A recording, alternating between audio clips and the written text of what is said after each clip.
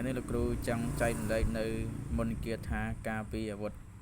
បាទនៅក្នុងថ្ងៃនេះចឹងនៅក្នុងថ្ងៃនេះថ្ងៃ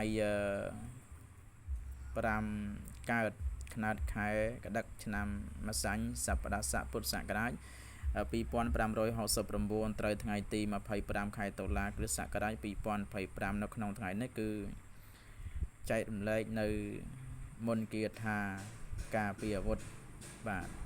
អញ្ចឹងមុនឲ្យយើងរៀននៅមុនគាថានេះលោកគ្រូហាមដល់កូនសិស្សទាំងអស់អាហាមទី1យើងកុំឲ្យយើងជេរប្រមាថអ្នកដតីទៀតណាបាទ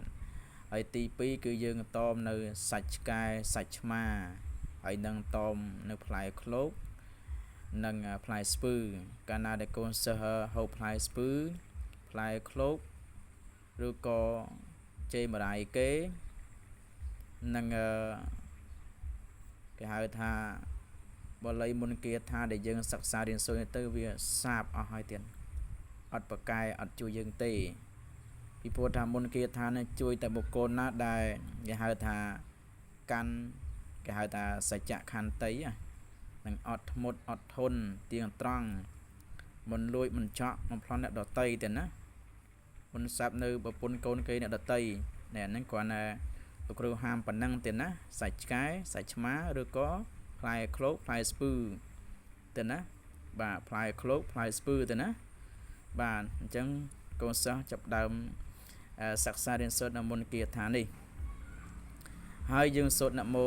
3ចប់ឬក៏3ដងណានមោតស្សៈភគវៈតោអរហតោសម្មាសម្ពុទ្ធិហសៈនមោតស្សៈភគវៈតោអរហតោសម្មាសម្ពុទ្ធិហសៈនមោតស្សៈភគវៈតោអរហតោសម្មាសម្ពុទ្ធិហសៈដែលយើងចាប់ផ្ដើមសិក្សារៀនសូត្រនៅមុនគាថានេះដូចតទៅនេះទៀតណាឧទ្ធាំងអថោនមោពុទ្ធិយៈសាជាថ្មីទៀតណាភៀវនេះរហូតឧទ្ធាំងអថោនមោពុទ្ធិយៈឧទ្ធាំងអថោនមោពុទ្ធិយៈបាទតន្ទិញរហូតទៅណាភៀវនេះរហូតដល់ពេលយើងបាញ់តតាំងជាមួយសត្រូវទៅណាដូចជាសត្រូវឈ្លានពានជាមួយយើងហ្នឹងទឹកដីយើងអីយើងការពាររហូតយើងភាវនាផងយើងបាញ់ផង